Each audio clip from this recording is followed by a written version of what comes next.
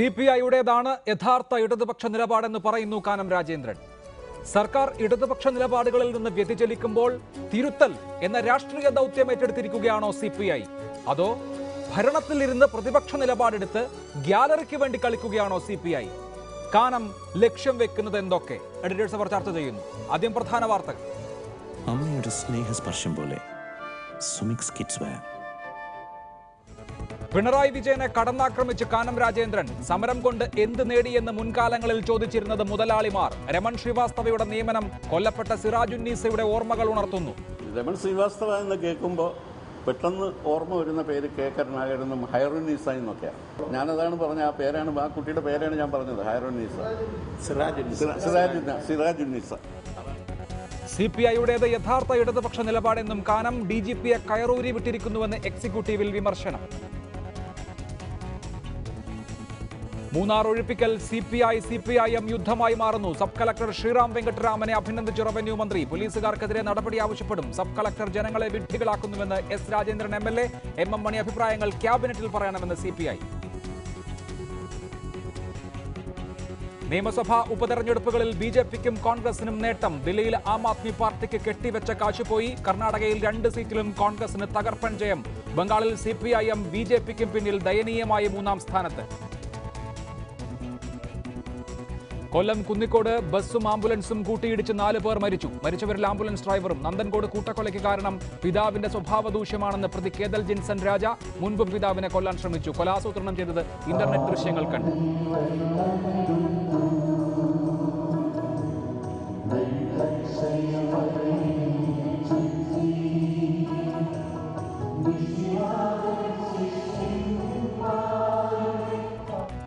ക്രിസ്തുവിന്റെ അന്ത്യത്താഴ ഓർമ്മകളുമായി ക്രൈസ്തവർ പെസഹ വ്യാഴം ആചരിച്ചു. ദേവാലയങ്ങളിൽ കാൽ കഴുകൽ ശുശ്രൂഷ നടന്നു. ലാറ്റിൻ രൂപതകളിൽ ആരാധനാക്രമത്തിന് മാറ്റം. പോപ്പിന്റെ നിർദ്ദേശപ്രകാരം സ്ത്രീകളുടെ പാദങ്ങളും കഴുകി. സമരം കൊണ്ട് എന്തു നേടിയെന്ന മുഖ്യമന്ത്രിയുടെ ചോദ്യം മുതലാളിമാരുടെ ശൈലിയെന്ന് സിപിഐ സംസ്ഥാന സെക്രട്ടറി കാനം രാജേന്ദ്രൻ. സിപിഐ ഉയർത്തിപ്പിടിക്കുന്നത് പ്രതിപക്ഷത്തിന്റെ അല്ല ഇടതുപക്ഷത്തിന്റെ നിലപാടാണെന്നും പ്രകാശ് കാരാട്ടിന് കാനം രാജേന്ദ്രൻ മറുപടി നൽകി. മൂന്നാറിലെ കയ്യേറ്റം ഒഴിപ്പിക്കലിൽ വിട്ടുവീഴ്ചയില്ല. ഇ പി ജയരാജനും എം എം മണിയും വലിയ ആളുകളാണെന്ന് കാനം പരിഹസിച്ചു. ആഭ്യന്തര വകുപ്പിനെതിരെ രൂക്ഷ വിമർശനങ്ങളാണ് ഇന്നത്തെ സിപിഐ എക്സിക്യൂട്ടീവിൽ ഉയർന്നത്. ജിഷ്ണുവിന്റെ അമ്മ മഹിജയുടെ സമരത്തെ നേരിട്ട രീതി LDFന് യോജിച്ചതല്ല. സമരത്തിലൂടെ ജിഷ്ണുവിന്റെ കുടുംബം എന്ത് നേടിയെന്ന മുഖ്യമന്ത്രിയുടെ ചോദ്യം പഴയ മുതലാളിമാരെ അനുസ്മരിപ്പിക്കുന്നതാണെന്ന് CPI സംസ്ഥാന സെക്രട്ടറി കാനം രാജേന്ദ്രൻ കുറ്റപ്പെടുത്തി. സമരത്തിന് എന്ത് നേടി എന്ന് പഴയ കാലത്ത് ട്രേഡ് യൂണിയൻ സമരത്തിൽ മുതലാളിമാരാണ് പലപ്പോഴും ചോദിച്ചുകൊണ്ട്.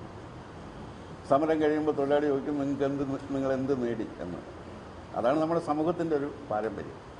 നിലമ്പൂർ വെടിവയ്പ് UAPA ചുമത്തൽ മന്ത്രിസഭായോഗ തീരുമാനങ്ങൾ വിവരാവകാശ നിയമപ്രകാരം ലഭ്യമാക്കുന്നത്. ഈ വിഷയങ്ങളിലെല്ലാം സർക്കാരിന്റെ വീഴ്ചകൾ പറഞ്ഞായിരുന്നു പ്രകാശ് കാരാട്ടിന് കാനത്തിന്റെ മറുപടി. CPI ഉയർത്തിപ്പിടിക്കുന്നത് ഇടതുപക്ഷത്തിന്റെ നിലപാടാണെന്ന് കാനം വ്യക്തമാക്കി. കേരളത്തിലെ കുട്ടികൾ ചെയ്തത് നല്ല കാര്യമല്ല. അങ്ങനെ ഒരാളിനെ കൊല്ലാൻ ആർക്കും അവകാശമില്ല. അതെങ്ങനെയാണ് പ്രതിപക്ഷത്തിന്റെ നിലപാടാകുന്നത്? ഈ നിലപാട് ഇന്ത്യയിലെ ഇടതുപക്ഷം ഉയർത്തുന്ന നിലപാടാണ്. അത് ഛത്തീസ്ഗഡിലാണെങ്കിലും അതുപോലെ തന്നെ ഒറീസ ആന്ധ്ര ബോർഡറിലാണെങ്കിലും വ്യാജ ഏറ്റുമുട്ടലുണ്ടായ സന്ദർഭങ്ങളിലെല്ലാം CPI എടുത്തിട്ടുള്ള നിലപാടാണ്, ഇന്ത്യൻ ലെഫ്റ്റ് എടുത്തിട്ടുള്ള നിലപാടാണ്. മൂന്നാമത്തെ വിഷയം റൈറ്റ് ടു ഇൻഫർമേഷനുമായി ബന്ധപ്പെട്ട പ്രശ്നമാണ്.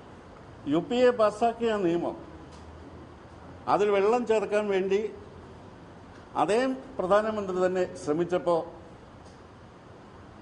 അതിനെതിരായി ആക്ടിവിസ്റ്റുകളുടെ സമരത്തിൻ്റെ മുൻപന്തിയിലേക്ക് വന്നത് AB ബർദാനും പ്രകാശ് കാരാട്ടുമാണ്.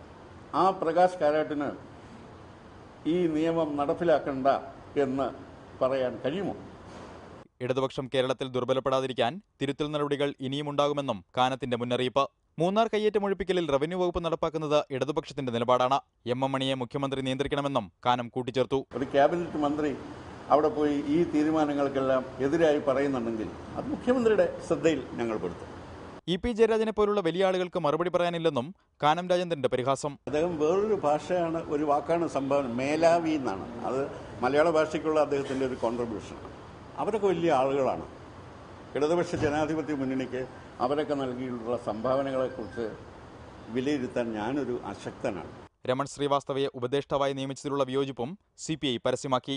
രമൺ ശ്രീവാസ്തവ എന്ന് കേൾക്കുമ്പോൾ പെട്ടെന്ന് ഓർമ്മ വരുന്ന പേര് കെ കരുണാകരനും ഹൈറുന്നീസ എന്നൊക്കെയാണ്. അദ്ദേഹത്തിന് ആരാണ് ഉപദേശിക്കേണ്ടത് തീരുമാനിക്കാനുള്ള സ്വാതന്ത്ര്യം അദ്ദേഹത്തിനുണ്ട്. ഞാനതാണ് പറഞ്ഞ ആ പേരാണ്, ആ കുട്ടിയുടെ പേരാണ് ഞാൻ പറഞ്ഞത്, ഹൈറുന്നീസ,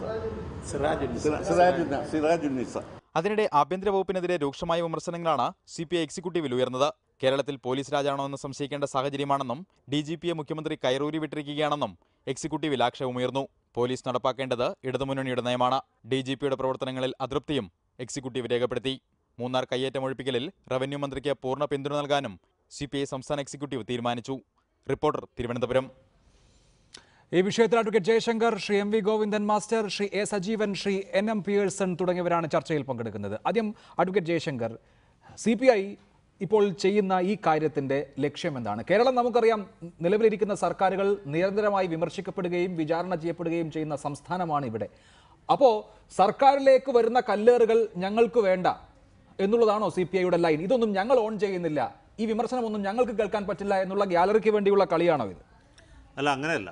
ഈ സർക്കാരിനെ ഇതുപോലെ ഈ കയറൂരി വിടുന്നതിനോട് പൊതുവെ ആളുകൾക്ക് എതിർപ്പുണ്ട്. ഇത് CPIയുടെ മാത്രം അഭിപ്രായമല്ല, CPM-നകത്ത് തന്നെ ഈ അഭിപ്രായമുള്ള ധാരാളം ആളുകളുണ്ട്. ഇപ്പം മഹിജയുടെ സമരത്തെ നേരിട്ടതൊരു ശരിയായ രീതിയിലാണെന്ന് അഭിലാഷിന് അഭിപ്രായമുണ്ടോ? ഇല്ല, എനിക്ക് അഭിപ്രായമില്ല. പിയേഴ്സിനും അഭിപ്രായം ഉണ്ടാകാൻ സാധ്യതയില്ല. ഗോവിന്ദൻ മാഷോട് ചോദിക്കും, അദ്ദേഹത്തിന് ആത്മാർത്ഥമായിട്ട് അഭിപ്രായം ഉണ്ടാകാൻ സാധ്യതയില്ല. സഖാവ് MA ബേബി ചെറിയ ആളല്ലല്ലോ, അദ്ദേഹം പോളിറ്റ് ബ്യൂറോ അംഗമല്ലേ. പോളിറ്റ് ബ്യൂറോ എന്ന് പറഞ്ഞ പരമാധികാര സമിതിയല്ലേ CPM-ൻ്റെ. അദ്ദേഹം അന്ന് രാത്രി 12 മണിക്ക് 12 മണി ഉറങ്ങാതിരുന്ന് ഇട്ട പോസ്റ്റ് നിങ്ങൾ വായിച്ചില്ലേ? പിന്നീട് അദ്ദേഹം അത് തിരുത്തി പറഞ്ഞു. പക്ഷേ അദ്ദേഹം പറഞ്ഞ അഭിപ്രായം ഒറ്റപ്പെട്ട അഭിപ്രായമല്ല. ഈ അഭിപ്രായം പറയുന്ന ഒരുപാട് ആളുകളെ എനിക്കറിയാം. ധാരാളം ആളുകളുണ്ട് കേരളത്തിൽ, അങ്ങോളം ഇങ്ങോളം. ഇവർ CPM-കാരാണ്, BJP-കാരല്ല, മുസ്ലിം ലീഗുകാരല്ല, കോൺഗ്രസ്സുകാരല്ല. ഒരു മകനെ നഷ്ടപ്പെട്ട അമ്മ തിരുവനന്തപുരത്ത് ഒരു പ്രതിഷേധത്തിന് വരുമ്പോൾ അവർ നേരിട്ട രീതി, അവരെ തള്ളി താഴ്ത്തിടുന്നു, വയറ്റത്ത് ചവിട്ടുന്നു.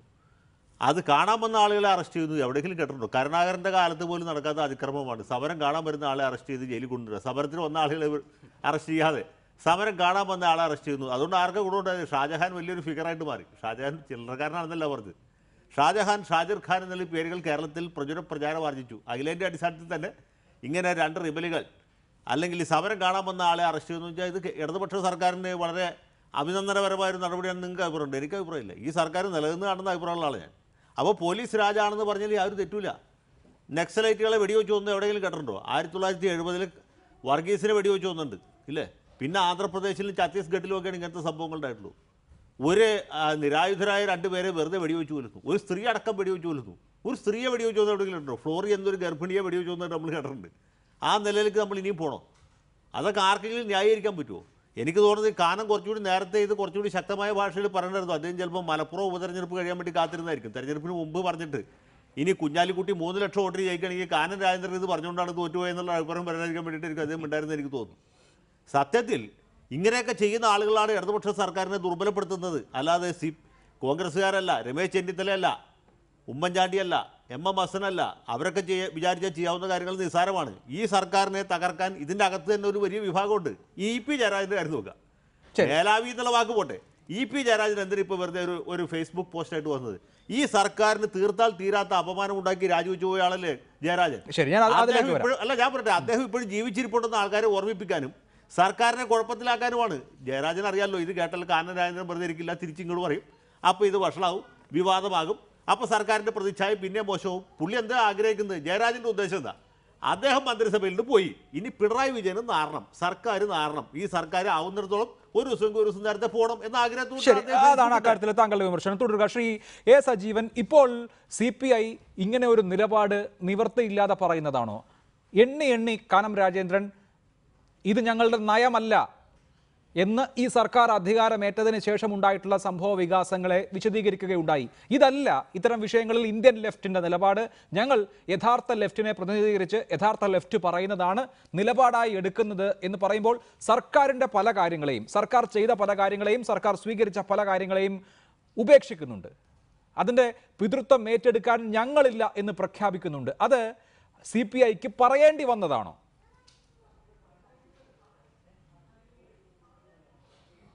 അഭിലാഷ്, കാനം രാജേന്ദ്രൻ എന്ന് പറഞ്ഞ പത്രസമ്മേളനത്തിൽ പറഞ്ഞ കാര്യങ്ങളിൽ ഒന്നിനോട് ഞാൻ വിയോജിക്കുന്നില്ല. അദ്ദേഹം പറഞ്ഞ മാവോയിസ്റ്റുകളുടെ കാര്യത്തിലാണെങ്കിലും മഹിജയുടെ സമരവുമായി ബന്ധപ്പെട്ട കാര്യത്തിലാണെങ്കിലും എല്ലാം ആ കാര്യങ്ങളൊക്കെ നമ്മൾ സമ്മതിക്കുന്നു, ശരിയായിട്ട് കാര്യങ്ങളാണ്. പക്ഷേ ഇത് എനിക്ക് പറയാം, അഭിലാഷിന് പറയാം, പ്രതിപക്ഷത്തുള്ള ആർക്കും പറയാം, മറ്റ് ഈ ഭരണവുമായി ബന്ധപ്പെടാത്ത ആർക്കും ഇത് പറയാനുള്ള അവകാശമുണ്ട്.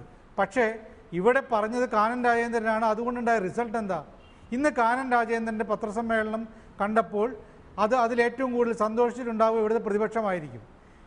വെറുതെയല്ല അദ്ദേഹത്തോട് CPI പ്രതിപക്ഷത്തിൻ്റെ രീതിയിലാണോ സംസാരിക്കുന്നതെന്ന് പ്രകാശ് കാരാട്ട് ചോദിച്ചത്. ഇത് പ്രതിപക്ഷത്തിൻ്റെ രീതി തന്നെയാണ്. ഈ പറയുന്ന കാര്യങ്ങളൊന്നും തെറ്റാണെന്നില്ല. ഇത് പറയേണ്ട സ്ഥലത്താണ് പറയേണ്ടത്. ഈ LDFൽ വെച്ചത് അത് ശക്തമായി പറയാം. അവിടെ വെച്ച് കേൾക്കുന്നില്ലെങ്കിൽ പരസ്യമായിട്ട് ഞങ്ങളിതാ ഇവരുമായിട്ടുള്ള ബന്ധം ഉപേക്ഷിച്ച് പോകുന്നത് പറയാം. പക്ഷേ ഒരിക്കലും അങ്ങനെ ചെയ്യില്ല എന്നുള്ള കാര്യം ഉറപ്പാണ്. ഇതിപ്പോഴത്തെ പ്രശ്നമല്ല. ഇപ്പോൾ പറയുന്ന രൂപത്തിലുള്ള മൂന്നാർ പ്രശ്നമോ അല്ലെങ്കിൽ മഹിജയുടെ സമരവുമായി ബന്ധപ്പെട്ട പ്രശ്നമോ മാവോയിസ്റ്റുകളെ വെടിവെച്ച് കൊന്ന പ്രശ്നമോ ഒന്നുമല്ലല്ലോ. വെളിയം ഭാർഗവൻ പണ്ട് ഈ പൊന്നാനിയിലെ സ്ഥാനാർത്ഥീകരണവുമായി ബന്ധപ്പെട്ട് അന്ന് പറഞ്ഞ കാര്യങ്ങൾ, അന്നത്തെ വാക്കുകൾ നമ്മൾ ഇപ്പോഴെടുത്ത് നോക്കിയാൽ അറിയാം. അതിരൂക്ഷമായിട്ടാണ് CPMനെ വിമർശിച്ചിരുന്നത്. ഞാൻ CPMനെ ചെയ്യുന്ന കാര്യങ്ങൾ ശരിയല്ല, CPM ചെയ്തുകൊണ്ടിരിക്കുന്ന മുഴുവൻ ശുദ്ധ വിഡ്ഢിത്തങ്ങളാണ്. പക്ഷേ അതൊരു മുന്നണിയിൽ നിന്നുകൊണ്ട് VS അച്യുതാനന്ദൻ CPMനകത്ത് നിന്നുകൊണ്ട് CPMനെ വിമർശിക്കുന്ന അതേപോലെ തന്നെയാണ് മുന്നണിയിൽ നിന്നുകൊണ്ട് ആ മുന്നണിക്കെതിരെ, മുന്നണിയിലെ ഒരു പാർട്ടിക്കെതിരെ രൂക്ഷമായിട്ട് വിമർശിക്കുന്നുണ്ടെങ്കിൽ അത് മുന്നണി മര്യാദയേ അല്ല. ശരി, അതാണ് താങ്കളുടെ പോയിന്റ്. ശ്രീ NM പിയേഴ്സൺ, താങ്കൾ ഇതിനെ എങ്ങനെ കാണുന്നു? ഇവിടെ ഇന്നിപ്പോൾ കാനം രാജേന്ദ്രൻ്റെ വാർത്താ സമ്മേളനം എടുത്താൽ അതിലൊരു 45 മിനിറ്റും ഈ സർക്കാരിൻ്റെ കാലത്തെ ചെയ്തികളെ വിമർശിക്കുന്നതാണ്. അത് വിമർശിക്കാൻ പാടില്ലാത്തവയാണ് എന്ന അഭിപ്രായം എനിക്കില്ല. വിമർശിക്കത്തക്കതായിട്ടുള്ള കാര്യങ്ങളുണ്ട്. കാനം രാജേന്ദ്രൻ പറഞ്ഞതുപോലെ ദേശീയ നിലവാരത്തിൽ ഇന്ത്യൻ ഇടതുപക്ഷം എടുക്കുന്ന നിലപാടല്ല ഭരിക്കുന്ന പാർട്ടി എന്നുള്ള നിലയിൽ ഇവിടെ എടുക്കുന്നതും. അതൊക്കെ ശരിയാണ്. പക്ഷേ ഇങ്ങനെ ഭരണത്തിന് ഒരു കുറ്റപത്രം ഭരണത്തിലെ രണ്ടാമത്തെ ഘടകകക്ഷി നൽകേണ്ടതുണ്ടോ? അല്ല, CPI എല്ലാ കാലത്തും ഇത്തരത്തിലുള്ളൊരു നിലപാട് തന്നെയാണ് സ്വീകരിച്ചിട്ടുള്ളത്. അതുകൊണ്ട് എനിക്കതിൽ എന്തെങ്കിലും ഒരു അത്ഭുതം തോന്നുന്നില്ല. കാരണം CPI ഏത് ഘട്ടത്തിലും നിലനിൽക്കുന്നതിൽ വലിയ ഒരു CPM വിമർശനം ആവശ്യമായ ഒരു ഘടകമായിട്ടാണ് ഞാൻ കണ്ടിട്ടുള്ളത്. CPM എന്താണ് ചെയ്യേണ്ടത്? CPM എന്തുകൊണ്ട് ഇത്തരത്തിൽ വിമർശിക്കാനായിട്ടുള്ള അവസരങ്ങൾ CPIക്ക് ഉണ്ടാക്കി കൊടുക്കുന്നു? ഇപ്പോൾ കുറച്ച് കാലങ്ങൾക്ക് മുമ്പ് CPI വിമർശിക്കുന്നതിന് മുമ്പ് നമ്മൾ കാര്യങ്ങൾ പരിശോധിച്ചാൽ പിണറായി വിജയൻ്റെ നേതൃത്വത്തിൽ വിമർശിക്കുന്നതിന് VS അച്യുതാനന്ദൻ ഉണ്ടായിരുന്നു. ജനങ്ങളെല്ലാം VSൻ്റെ കൂടെയായിരുന്നു. എന്തുകൊണ്ടാണ് അങ്ങനെ വിമർശിക്കപ്പെടുകയും ആ വിമർശിക്കപ്പെടുന്ന അവസ്ഥയെ ജനങ്ങൾ സ്വീകരിക്കുന്നത് എന്ന് യഥാർത്ഥത്തിൽ CPM നേതൃത്വം പരിശോധനയ്ക്ക് വിധേയമാക്കേണ്ടതാണ്. എന്തുകൊണ്ട് അവരങ്ങനെ വിമർശിക്കപ്പെടുന്നു? കാരണം അവർ ഇടതുപക്ഷത്തിൻ്റെ എല്ലാവിധമായിട്ടുള്ള സ്വഭാവ ഗുണങ്ങളും വലിച്ചെറിഞ്ഞ് അതിൽ തികച്ചും വ്യത്യസ്തമായിട്ടുള്ള ഒരു പ്രവർത്തന രീതി രാഷ്ട്രീയം കൊണ്ടുവരികയും അത് ഇടതുപക്ഷ രാഷ്ട്രീയത്തെ ദുർബലപ്പെടുത്തുകയും ചെയ്യുകയാണ്. അങ്ങനെ ദുർബലപ്പെടുത്തുന്നു എന്നുള്ളത് രാഷ്ട്രീയമായിട്ടുള്ള വലിയൊരു വിമർശനമാണ്. ആ വിമർശനത്തെ ഇതുവരെയും CPM രാഷ്ട്രീയമായിട്ട് നേരിട്ടിട്ടില്ല എന്നാണ് എനിക്ക് തോന്നുന്നത്. VS ഉയർത്തിയതായിട്ടുള്ള വിമർശനങ്ങളായാലും ഇപ്പോൾ കാനം ഉയർത്തുന്നതായിട്ടുള്ള വിമർശനമായാലും അതിനെ രാഷ്ട്രീയമായിട്ട് അഭിസംബോധന ചെയ്യാനായിട്ടുള്ള ശേഷിയാണ്. മര്യാദയുടെ പ്രശ്നം വേറെയാണ്. മര്യാദയുടെ പ്രശ്നം സംസാരിച്ചിട്ട് എന്താ കാര്യം? രാഷ്ട്രീയം സംസാരിക്കുമ്പോൾ സ്വാഭാവികമായിട്ടും അതിൽ രാഷ്ട്രീയമുണ്ടോ എന്ന് പരിശോധിക്കുകയും ആ രാഷ്ട്രീയത്തിന് മറുപടി കൊടുക്കുകയും ചെയ്യേണ്ടത്. ഇടതുപക്ഷത്തിൻ്റെ രാഷ്ട്രീയത്തെ കൈവിട്ടുകൊണ്ട് ഇവിടെ ഈ സർക്കാരും ഈ പാർട്ടിയും മുന്നോട്ട് പോയി കഴിഞ്ഞാൽ നമുക്ക് ഉടനെ തന്നെ ബംഗാളിനെ പോലുള്ളതായിട്ടുള്ള വാർത്ത കേരളത്തിൽ നിന്നും കേൾക്കേണ്ടതായിട്ടുള്ള ഗതികേട് വരും. ഒരു തർക്കമില്ലാത്തൊരു കാര്യം. അതാണ് പ്രശ്നം. ആ പ്രശ്നത്തിലേക്ക് എന്തുകൊണ്ടാണ് ഇവരാരും വരാത്തത്? മര്യാദയും മറ്റു കാര്യങ്ങളൊക്കെ ശരിയാണ്. മര്യാദ പറഞ്ഞിരിക്കലല്ല രാഷ്ട്രീയം എന്ന് പറയുന്നത്. രാഷ്ട്രീയത്തെ അഭിസംബോധന ചെയ്യാന്നുള്ളതാണ്. അതിൽ CPM വല്ലാത്ത തരത്തിൽ പാളിച്ചകളിലേക്ക് നീങ്ങുന്നു. എപ്പോഴും പാളിച്ചകൾ തന്നെ ചുമക്കുന്നു. ആ ഗതികേട് വല്ലാത്ത രീതിയിൽ ചൂഷണം ചെയ്യാൻ CPI ശ്രമിക്കുന്നുണ്ടെങ്കിൽ അതിൽ അവരെ കുറ്റം പറഞ്ഞിട്ട് എന്താ കാര്യം? അതാണ് ശ്രീ അഡ്വക്കേറ്റ് ജയശങ്കർ, ഈ ഭരണം 1 വർഷം പൂർത്തിയാക്കാൻ ഇനി 1 മാസം കൂടി കഴിഞ്ഞാൽ മതി. 10 മാസം പിന്നിട്ടു. അങ്ങനെ 1ാം പിറന്നാൾ ആഘോഷിക്കുന്ന സർക്കാരിന് ഇത്ര മനോഹരമായ ഭാഷയിൽ കാനം രാജേന്ദ്രൻ ഒരു കുറ്റപത്രം കൊടുക്കുന്നത് ഔചിത്യമാണോ? ഇക്കാര്യം നേരത്തെ ശ്രീ സജീവൻ പറഞ്ഞതുപോലെ മുന്നണിയിൽ പറഞ്ഞിരുന്നെങ്കിൽ ശരി, എന്തുകൊണ്ട് മുന്നണിയിൽ പറഞ്ഞില്ല? അല്ല, മുന്നണി സംവിധാനം ഫലപ്രദമായിട്ട് പ്രവർത്തിക്കുന്നില്ല. ഈ മാതിരി ഇപ്പോൾ MM മണി എന്തുകൊണ്ടാണ് പരസ്യമായിട്ട് ഇങ്ങനെയുള്ള നിലപാട് സ്വീകരിക്കുന്നത്? എവിടെയെങ്കിലും കേട്ടിട്ടുണ്ടോ? ക്യാബിനറ്റ് മന്ത്രിയായിരിക്കുന്ന ഒരാൾ ഒരു സബ് കളക്ടറെ വിമർശിക്കുന്നു, ഒരു MLA സബ് കളക്ടറെ കൈയും കാലും തല്ലി ഓടിക്കുമെന്ന് ഭീഷണിപ്പെടുത്തുന്നു, അല്ലെങ്കിൽ റവന്യൂ ഉദ്യോഗസ്ഥന്മാരെ CPM പ്രവർത്തകർ തടയുന്നു, അസഭ്യം പറയുന്നു. ഇത് നിങ്ങൾ കണ്ടിട്ടുണ്ടോ? EMS മുഖ്യമന്ത്രിയായിരുന്നപ്പോൾ നടന്നിട്ടുണ്ടോ? നയനാർ മുഖ്യമന്ത്രിയായിരിക്കുമ്പോൾ ഉണ്ടായിട്ടുണ്ടോ? അച്യുതാനന്ദ മുഖ്യമന്ത്രിയായിരിക്കുമ്പോൾ ഉണ്ടായിട്ടുണ്ടോ? ഇതൊക്കെ തനി തെമ്മാടിത്തരമാണ്. മലയാളത്തിൽ തെമ്മാടിത്തരം എന്നല്ലാതെ സഭ്യമായ ഒരു വാക്കുമില്ല. അപ്പോൾ ഷടംപ്രതി ശാഠ്യം എന്നാണ് ഭഗവാൻ ശ്രീകൃഷ്ണൻ പറഞ്ഞിട്ടുള്ളത്. ഞാൻ ഉണ്ടാക്കിയതല്ല, ഭഗവത്ഗീതയിൽ ഭഗവാൻ പറഞ്ഞാണ്. അപ്പോൾ തെമ്മാടികളുടെ അടുത്ത് മുഷ്കന്മാരുടെ അടുത്ത് മുട്ടാപ്പോക്ക് എടുക്കേണ്ടി വരും. പറയേണ്ട കാര്യങ്ങൾ ഖണ്ഡിതമായിട്ട് ആളുകൾ കേൾക്കാൻ പറയേണ്ടി വരും. EP ജയരാജൻ ഫേസ്ബുക്ക് പോസ്റ്റ് ഇട്ടത് വളരെ അഭിനന്ദനീയമായ കാര്യമാണെന്ന് അഭിലാഷിന് അഭിപ്രായമുണ്ട്. ഈ പരിപാടി കാണുന്ന ഒരാൾക്കും അഭിപ്രായം ഉണ്ടാവില്ല. EP ജയരാജൻ ഞാൻ പറഞ്ഞില്ലേ, ഈ മന്ത്രിസഭയ്ക്ക് കളങ്കമുണ്ടാക്കിയിട്ട് പോയ ആളാണ്. സ്വന്തം ഭാര്യയുടെ സഹോദരിയുടെ മകനെ അനധികൃതമായിട്ട് അവിഹിതമായിട്ട് നിയമനം നടത്തി ആ പാർട്ടി പത്രം പോലും സഹായിക്കാനില്ലാതെ അപമാനിതനായി പോയ ആളാണ്. അദ്ദേഹമാണ് ഈ പാർട്ടിയെ ദുർബലമാക്കാൻ നോക്കുന്നത്, ഈ സർക്കാരിനെ അപമാനിക്കാൻ ശ്രമിക്കുന്ന അദ്ദേഹമാണ്. അത് കഴിഞ്ഞിട്ട് അദ്ദേഹം ഞാൻ വ്യവസായ വകുപ്പിൽ നടത്തിയ വിപ്ലവകരമായ പരിഷ്കാരങ്ങൾക്ക് മാഫിയകളുടെ ഭാഗത്തുണ്ടായ പ്രതിക്രിയ കൊണ്ടാണ് രാജിവെക്കേണ്ടതെന്ന് പറഞ്ഞു. അപ്പോൾ ആരാണ് അദ്ദേഹത്തെ പുറത്താക്കിയത്? മാഫിയാണോ? നമ്മളാണോ? അദ്ദേഹത്തിൻ്റെ സ്വയംകൃതാനർത്ഥം കൊണ്ട് രാജിവെച്ച് പോകേണ്ടി വന്ന ആളാണ് ജയരാജൻ. ആ ജയരാജൻ ഇപ്പോൾ ജീവിച്ചിരിക്കേണ്ടെന്ന് ബോധ്യപ്പെടുത്താൻ വേണ്ടിയിട്ടാണ് ഫേസ്ബുക്കിൽ പോസ്റ്റ് ഇടുന്നത്. മനസ്സിലായില്ലേ? നമ്മളൊക്കെ വിചാരിച്ചില്ല, അല്ലെങ്കിൽ ജയരാജൻ മരിച്ചു പോയെന്ന് വിചാരിക്കും, അല്ലെങ്കിൽ ജയരാജൻ നാട് വിട്ടുപോയെന്നായിരിക്കും, അല്ലെങ്കിൽ മറ്റേ ഇവരൊക്കെ പോയില്ലേ, പണ്ട് TP യുടെ കൊലപാതകം ഉണ്ടായപ്പോൾ ചില നേതാക്കന്മാർ ചൈനയ്ക്ക് പോയില്ലേ, അതുപോലെ ചൈനയ്ക്ക് പോയി എന്ന് വിചാരിക്കും. ചൈനയ്ക്ക് പോയിട്ടില്ല, ഞാനിവിടെ തന്നെ ഉണ്ട്, ഈ മന്ത്രിസഭയെ നാറ്റിച്ച് നാണം കെടുത്തിട്ട് ഞാൻ പോകുള്ളൂ എന്നറിഞ്ഞുകൊണ്ടാണ് CPIയുടെ എക്സിക്യൂട്ടീവ് കൂടറിൻ്റെ തലേദിവസം ജയരാജൻ പോസ്റ്റ് ഇട്ടത്. അല്ല, ഇതൊക്കെ നിഷ്കളങ്കമായിട്ട് നടക്കാവുന്നതുകൊണ്ടോ? എം എം മണിയെ മന്ത്രിയാക്കിയപ്പോൾ ഞാൻ പറഞ്ഞില്ലേ, MM മണി മന്ത്രിയായാലും എങ്ങനെ ഇരിക്കും? ഈ നാട്ടിൽ വിവരവും വിദ്യാഭ്യാസവും ബുദ്ധിയും വിവേകമുള്ള എന്തോരു CPM-കാരുണ്ട് ഇല്ലേ? S ശർമ്മയെ മന്ത്രിയാക്കാരുന്നല്ലോ, സുരേഷ് കുറുപ്പിനെ മന്ത്രിയാക്കാരുന്നല്ലോ, ജെയിംസ് മാത്യുവിനെ മന്ത്രിയാക്കാരുന്നല്ലോ. എന്തുകൊണ്ടാണ് ഇദ്ദേഹത്തെ തന്നെ തെരഞ്ഞു പിടിച്ച് മന്ത്രിയാക്കി? ഇപ്പോൾ ഇത് കണ്ടുകൊണ്ടിരിക്കുന്ന ആൾക്കാർക്ക് ഇതാണ് നമ്മളാണ് തീരുമാനിക്കണം. അല്ല, ഇതുപോലുള്ള ആളുകൾ മന്ത്രിയാക്കുമ്പോൾ ആലോചിക്കണം. മനസ്സിലായില്ലേ? ശരി, ഇതിനൊക്കെ CPIM ആണ് മറുപടി പറയേണ്ടത്. CPIM നേതാക്കളെ ടെലിഫോണിൽ നിരന്തരം ശ്രമിച്ചുകൊണ്ടിരിക്കുകയാണ്. അവർ സംസാരിക്കാൻ സന്നദ്ധമാകാത്തത് കൊണ്ടാണ് ഇക്കാര്യത്തിലെ CPIM-ന്റെ വേർഷൻ കിട്ടാത്തത്. അത് പ്രേക്ഷകർ ദയവായി മനസ്സിലാക്കുക. ശ്രീ A. സജീവൻ, ഇവിടെ ഉള്ള ഒരു പ്രശ്നം, ഇതിപ്പോൾ CPI തർക്കം എന്നതിലുപരി 10 മാസം കഴിയുന്ന ഈ സർക്കാരിനോട് യോജിക്കാനാകാത്ത ധാരാളം സംഭവ വികാസങ്ങൾ ഉണ്ടാകുന്നു എന്നതിൻ്റെ പ്രശ്നമല്ലേ? ഇപ്പോൾ CPIക്ക് ഇന്ന് എക്സിക്യൂട്ടീവ് ചേർന്നിട്ട് മഹിജയുടെ സമരത്തെ കൈകാര്യം ചെയ്ത രീതി അഭിനന്ദനാർഹമാണ് എന്നൊരു നിലപാട് കൈക്കൊള്ളാൻ സാധിക്കില്ലല്ലോ. അല്ലെങ്കിൽ പോലീസിന് വീഴ്ചകളൊന്നും ഉണ്ടായിട്ടില്ല എന്ന നിലപാടുകൾ സ്വീകരിക്കാൻ കഴിയുകയില്ല. പിന്നെ ഇവിടെ ശ്രീ കാനം രാജേന്ദ്രൻ വിശദീകരിച്ച ഒരു പറ്റം കാര്യങ്ങളുണ്ട്. ഇവയിലൊക്കെ ദേശീയ തലത്തിൽ CPIM-ൻ്റെയും CPI-യുടെയും നിലപാടുകൾ ഒന്നാണ്. അത് വ്യാജ ഏറ്റുമുട്ടലിൻ്റെ കാര്യത്തിലാകട്ടെ, വിവരാവകാശ നിയമത്തിൻ്റെ കാര്യത്തിലാകട്ടെ, UAPA നിയമം ചുമത്തുന്നതിൻ്റെ കാര്യത്തിലാകട്ടെ, ദേശീയ തലത്തിൽ ലെഫ്റ്റിൻ്റെ നിലപാട് ഒന്നാണ്. അങ്ങനെ ഇരിക്കെ ഇവിടെ ചെയ്ത കാര്യങ്ങൾ ശരിയാണ് എന്ന നിലപാട് CPIക്ക് എടുക്കാൻ പറ്റുമോ?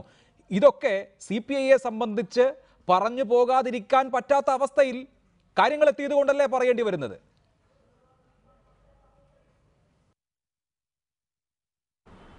അല്ല, മുന്നണിക്കകത്ത് പറയേണ്ട കാര്യങ്ങൾ മുന്നണിക്കകത്ത് CPI പറയുന്നുണ്ടോ ഇല്ലയോ എന്നുള്ളതാണ് ഏറ്റവും പ്രധാനപ്പെട്ട കാര്യം.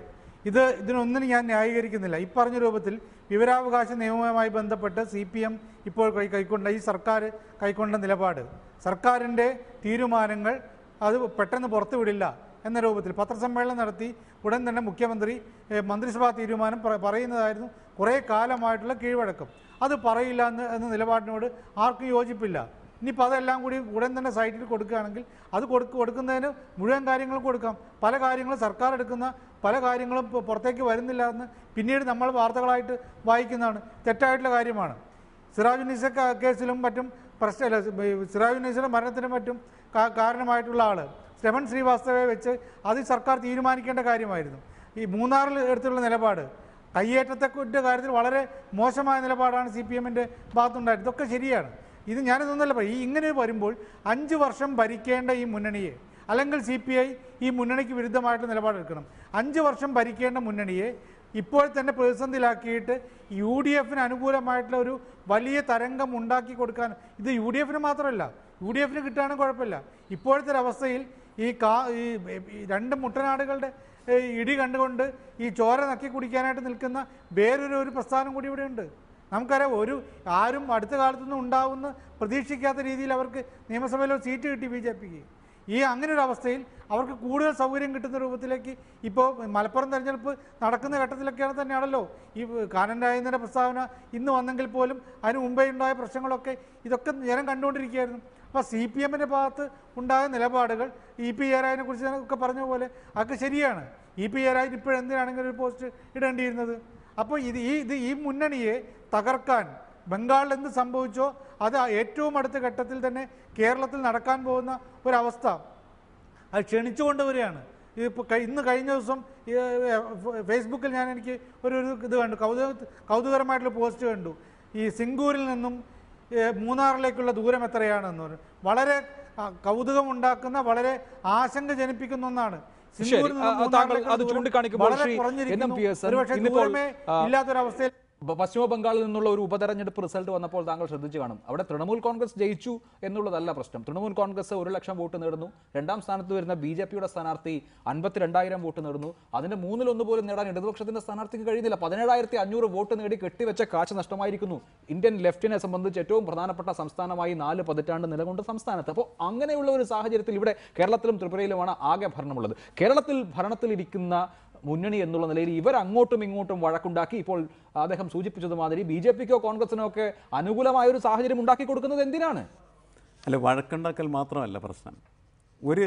ഒരു രാഷ്ട്രീയ പാർട്ടി ഒരു രാജ്യത്ത് നിലനിൽക്കുന്ന സമയത്ത് എന്തിനാണ് ആ രാഷ്ട്രീയ പാർട്ടി പ്രവർത്തിക്കുന്നത് എന്ന് ജനങ്ങൾ തീർച്ചയായിട്ടും അന്വേഷിക്കും. ജനങ്ങളുടെ പ്രശ്നങ്ങൾ ഉൾക്കൊണ്ടുകൊണ്ട് ജനങ്ങളുടെ ഇച്ഛകൾക്കനുസരിച്ച് ജനങ്ങളുടെ ആവശ്യങ്ങൾ നിറവേറ്റുന്നതിന് വേണ്ടിയാണ് രാഷ്ട്രീയ പ്രസ്ഥാനം പ്രവർത്തിക്കേണ്ടത്. അങ്ങനെ പ്രവർത്തിക്കുന്നുണ്ടെങ്കിൽ മാത്രമാണ് ആ രാഷ്ട്രീയ പ്രസ്ഥാനത്തെ ജനങ്ങൾ തോളേറ്റിക്കൊണ്ട് നടക്കുകയുള്ളൂ. CPM-നെ അവർ തോളിലേറ്റ്, നെഞ്ചിലേറ്റ്, തലയിലേറ്റ് ചുവന്ന് നടക്കുകയാണ് ചെയ്യുന്നത്. ആ പാർട്ടി ജനങ്ങൾക്ക് വിരുദ്ധമായിട്ടുള്ള രീതിയിൽ നിരന്തരമായി പ്രവർത്തിച്ചാൽ എന്ത് ചെയ്യും? അടിച്ചവരെ താഴെയിടും. അതാണ് സംഭവിക്കുന്നത്. 3-ാം സ്ഥാനത്തല്ല 4-ാം സ്ഥാനത്തേക്ക് വലിച്ചെറിയും. ഇതെന്ത് ആ തലക്ക് വെളിയുള്ള ആളുകൾക്കൊന്നും മനസ്സിലാക്കാൻ കഴിയില്ലേ? എന്ത് അച്ചടക്കത്തിൻ്റെയും മര്യാദയുടെയും കാര്യമാണ് അവരെല്ലാം പറഞ്ഞുകൊണ്ടിരിക്കുന്നത്. വളരെ വ്യക്തമായിട്ടുള്ള രീതിയിൽ രാഷ്ട്രീയമായിട്ട് കാര്യങ്ങൾ അഭിസംബോധന ചെയ്താൽ മാത്രമാണ് ഈ പ്രസ്ഥാനത്തിന് ഈ രാജ്യത്ത് നിലനിൽക്കാനായിട്ട് കഴിയുള്ളൂ. അത് മനസ്സിലാക്കി അതിനനുസരിച്ച് പ്രവർത്തിക്കാനായിട്ട് ഉള്ള നേതൃത്വം അങ്ങനെ പ്രവർത്തിക്കാതെ പോവുകയും സാർവത്രികമായിട്ട് ഉപദേശകരെ വെച്ച് ഉപദേശം നേടുകയും ചെയ്യുമ്പോൾ പിണറായി വിജയൻ എന്ന് പറയുന്നതായിട്ടുള്ള വ്യക്തിയുടെ വ്യക്തിത്വം തന്നെ ശകലീകരിച്ചില്ലാതാവുകയാണ് ചെയ്യുന്നത്. ഈ രമൺ ശ്രീവാസ്തവയും അതേപോലെ ഗീതയും അതേപോലുള്ള കുറേ ആളുകളെ കൂടി ഉപദേശിച്ച് ഈ മനുഷ്യൻ തന്നെ ഇല്ലാതായി. ശരി, അതാണ് സംഭവിച്ചു. അഡ്വക്കേറ്റ് ജയശങ്കർ, ഈ രമൺ ശ്രീവാസ്തവ 2006-ൽ VS അച്യുതാനന്ദൻ മുഖ്യമന്ത്രി ആയിരിക്കുമ്പോഴും DGP ആയിരുന്നു. അന്ന് ക്യാബിനറ്റിൽ 4 CPI മന്ത്രിമാരുണ്ടായിരുന്നു. ഇതൊരു സർക്കാരാണല്ലോ. ഇപ്പോൾ വിവരാവകാശ നിയമം സംബന്ധിച്ച് സർക്കാർ കോടതിയിൽ എടുത്തിരിക്കുന്ന നിലപാടിനെ കാനം രാജേന്ദ്രൻ അങ്ങേയറ്റം രൂക്ഷമായ ഭാഷയിൽ വിയോജിക്കുകയാണ്. ആ മന്ത്രിസഭയിൽ 4 പേർ CPIയുടെ പ്രതിനിധികളാണ്. അപ്പോൾ പുറത്തു വന്നിരുന്ന കാനം രാജേന്ദ്രൻ എക്സിക്യൂട്ടീവ് കൂടി വിമർശിക്കുന്നതിന് എന്തർത്ഥമുണ്ട്? ഇത് CPIയുടെ സർക്കാരാണ്. CPIയുടെ സർക്കാരാണ് ഈ നിലപാടെടുത്തത്. ഇതൊക്കെ നമുക്ക് പറയുമ്പോൾ വളരെ രസമായിട്ട് പറയാം. ഈ രമൺ ശ്രീവാസ്തവയുടെ കാര്യം പറയാം. രമൺ ശ്രീവാസ്തവ കരുണാകരൻ്റെ ഒരു സിൽബന്തിയായിരുന്നു. അന്ന് കരുണാകരൻ രമൺ ശ്രീവാസ്തവയെ സംരക്ഷിച്ചുകൊണ്ടാണ് അദ്ദേഹത്തിന് രാജിവെക്കേണ്ടി വന്നത്. അന്ന് ഈ ISRO ചാരക്കേസ് ഉണ്ടായപ്പോൾ, ചാരക്കേസ് ഉണ്ടായതെല്ലാം ഉണ്ടാക്കിയതാണ് വേറെ കാര്യം. ചാരക്കേസ് ഉണ്ടായപ്പോൾ കരുണാകരൻ രമൺ ശ്രീവാസ്തവയെ സംരക്ഷിക്കുന്ന നിലപാട് സ്വീകരിച്ചു. അതുകൊണ്ട് വലിയ വിമർശനമുണ്ടായി. ഉമ്മൻചാണ്ടി ആൻഡ് കമ്പനി അദ്ദേഹത്തെ ഭയങ്കരമായിട്ട് വിമർശിച്ചു. അങ്ങനെ അദ്ദേഹത്തിന് രാജിവെക്കേണ്ടതായിട്ട് വന്നു. ഘടകകക്ഷികൾ അദ്ദേഹത്തിനെതിരായിട്ട് തിരിഞ്ഞു. ഇതൊക്കെ നമുക്ക് അറിവുള്ള കാര്യമാണ്. പക്ഷേ ഉമ്മൻചാണ്ടി മുഖ്യമന്ത്രി ആയിരിക്കുമ്പോഴാണ് ഇദ്ദേഹത്തെ DGP ആക്കിയത്, സംസ്ഥാന പോലീസ് മേധാവിയാക്കിയത്. അതിനുശേഷം VS അച്യുതാനന്ദൻ മുഖ്യമന്ത്രിയായിട്ട് വന്നപ്പോൾ 2006-ൽ കോടിയേരി ബാലകൃഷ്ണൻ ആഭ്യന്തരമന്ത്രിയായിരുന്നു. അവർ അദ്ദേഹത്തെ തുടരാൻ അനുവദിക്കേണ്ടി ചെയ്തത്, മാറ്റിയല്ല, പുതിയതായിട്ട് കൊണ്ടുവരല്ലേ, അദ്ദേഹത്തെ തുടരാൻ വെച്ചു. ഒരു കൊല്ലം കഴിഞ്ഞപ്പോഴത്തേക്കും അദ്ദേഹത്തിന് കേന്ദ്രത്തിൽ വലിയ പോസ്റ്റ് കിട്ടി, അദ്ദേഹം അങ്ങോട്ട് പോയി. അത് സംഭവിച്ചു എന്നുള്ള സത്യമാണ്. ഇപ്പോൾ ഇദ്ദേഹത്തെ ഉപദേശകനായിട്ട് കൊണ്ടുവരേണ്ട വല്ല ആവശ്യമുണ്ട്? ഉപദേശകനാക്കാനാണെങ്കിൽ എന്തോരം ആളുകളുണ്ട്. പിന്നെ അഡ്വൈസർ ഭരണം എന്ന് വെച്ചാൽ നമ്മൾ ഗവർണറുടെ ഭരണകാലത്താണ് കേട്ടിട്ടുള്ളത്. ഇല്ലേ, ജ്യോതി വെങ്കടാചലത്തിൻ്റെ സമയത്ത് 2 അഡ്വൈസർമാരുണ്ടായിരുന്നു. ഗവർണറാണ് ഈ 18-19 മന്ത്രിമാർ ചെയ്ത ജോലി 2 അഡ്വൈസർമാരെ ചെയ്ത്. സത്യത്തിൽ അതിനുള്ള ജോലിയേ ഉള്ളൂ. മന്ത്രിമാർ തെക്ക് വടക്ക് കല്ലിടാനും നാട മുറിക്കാനും ഉദ്ഘാടിക്കാനും നടക്കുന്നതുകൊണ്ടാണ് ഇത്ര 19-20 പേരുടെ ആവശ്യം. ഇത് മാനമര്യാദയായിട്ടാണെങ്കിൽ 1, 2, 3 അഡ്വൈസേഴ്സിനെ വെച്ച് ഭംഗിയായിട്ട് നടത്താവുന്നുള്ളൂ. അന്ന് വലിയ കുഴപ്പമൊന്നും ഉണ്ടായില്ല. ഇല്ലേ, പിയേഴ്സിൻ്റെ ഓർമ്മയില്ലേ? ജ്യോതി വെങ്കടാചലത്തിൻ്റെ സമയത്താണ് അവസാന അഡ്വൈസർ പറഞ്ഞുണ്ടായി 81-82 കാലത്ത്. 81-ൽ നയനാരുടെ മന്ത്രിസഭ രാജിവെച്ചപ്പോഴും പിന്നീട് കാസ്റ്റിംഗ് മന്ത്രിസഭ രാജിവെച്ച് അടുത്ത കരുണാകരൻ്റെ 82 മേയിൽ മന്ത്രിസഭ വന്നവരുള്ള സമയത്താണ്. അന്ന് ജ്യോതി വെങ്കടാചലത്തിന് 2 അഡ്വൈസർമാരുണ്ടായിരുന്നു. അവർ കാര്യങ്ങളൊക്കെ ഭംഗിയായിട്ട് കൊണ്ടുവന്നു. ഒരു അഡ്വൈസർ വെച്ചും ഭരിച്ചിട്ടുണ്ട്. BN റാവു എന്ന് പറഞ്ഞാൽ പ്രഗത്ഭനായ ICS-കാരൻ. ഇവിടെ ഒറ്റ അഡ്വൈസർ ഉണ്ടായിരുന്നുള്ളൂ. അന്ന് ഗവർണർ പോലും ഉണ്ടായിരുന്നില്ല, രാജപ്രമുഖനായിരുന്നു. ഒരു പ്രയാസം ഉണ്ടായില്ല. BN റാവുവിന് ഒറ്റയ്ക്ക് ഭരിക്കാനുണ്ടായിരുന്നുള്ളൂ കേരള സംസ്ഥാനം. മനസ്സിലായില്ലേ?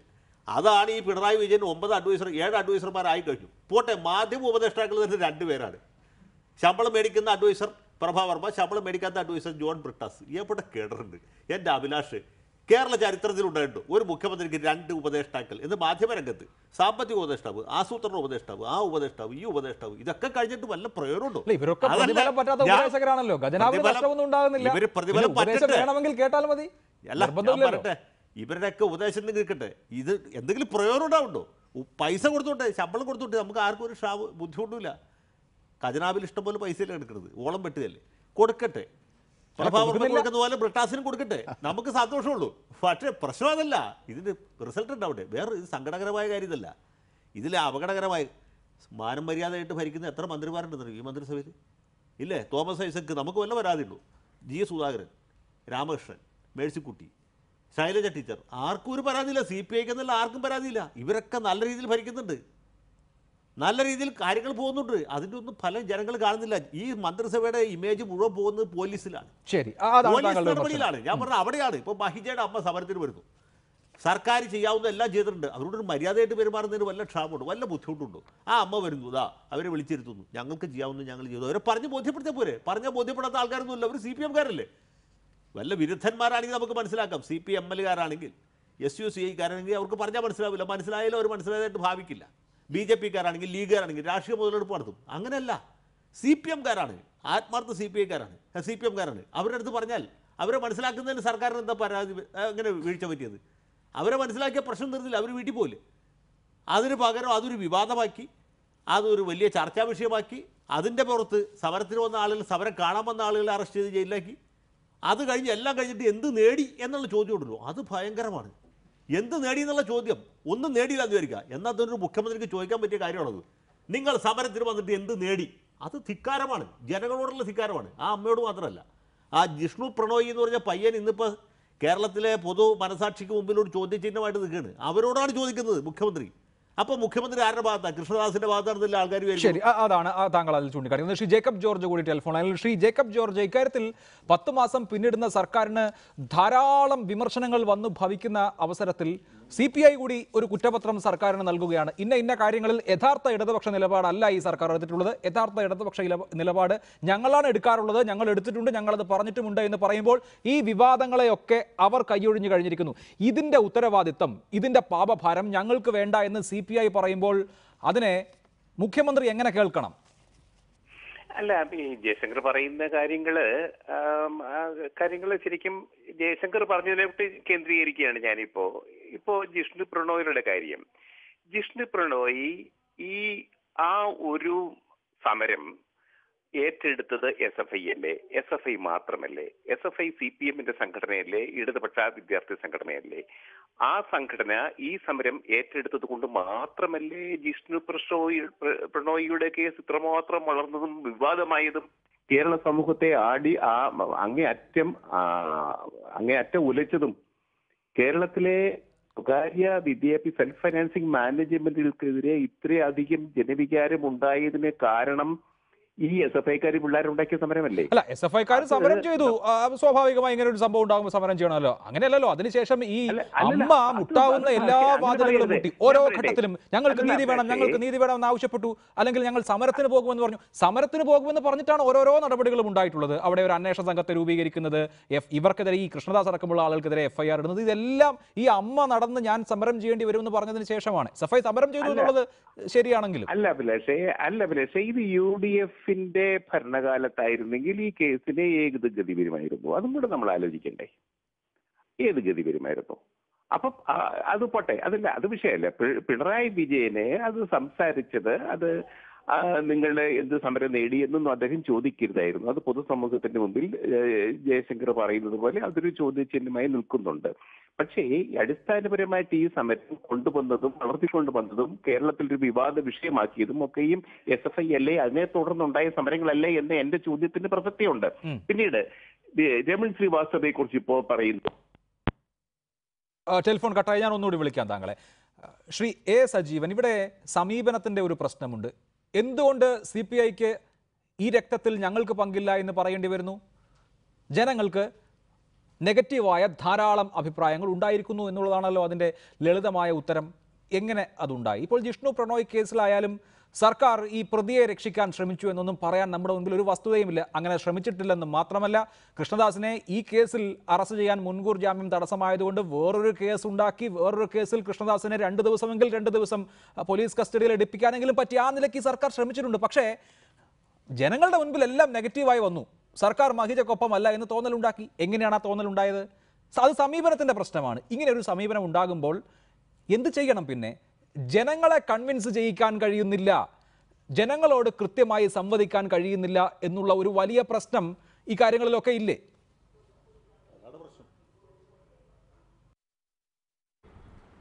തീർച്ചയായിട്ടും അതിൽ സർക്കാരിന്, പ്രത്യേകിച്ച് മുഖ്യമന്ത്രി ഓരോ കാര്യത്തിൽ ഇടപെടുമ്പോഴുണ്ടാകുന്ന പാളിച്ചകൾ, അതായത് പ്രതികരണത്തിൻ്റെ പാളിച്ചകൾ വളരെ പ്രശ്നം തന്നെയാണ്. പക്ഷേ നമുക്കറിയാം ജിഷ്ണു പ്രണോയുടെ കാര്യത്തിൽ ഇപ്പോൾ നേരത്തെ ജേക്കബ് ജോർജ് പറഞ്ഞൊരു കാര്യമുണ്ട്. SFI ആണ് ഇതിൽ സമരം നയിച്ച്. ആ സമയത്ത് എല്ലാ ആളുകളും ലോ അക്കാദമിയുടെ കാര്യത്തിൽ സമരത്തിലായിരുന്നു. ലോ അക്കാദമി പ്രശ്നമാണ് ഏറ്റവും ഭീകരമായ പ്രശ്നം എന്നുള്ള നിലയിൽ എല്ലാ ആളുകളും പോകുമ്പോൾ ഇതിവിടെ ആരും പരിഗണിക്കാതെ കിടക്കുന്നൊരു പ്രശ്നമായിരുന്നു. അന്ന് സമരം ശക്തമായിട്ട് മുന്നോട്ടേക്ക് പോയി.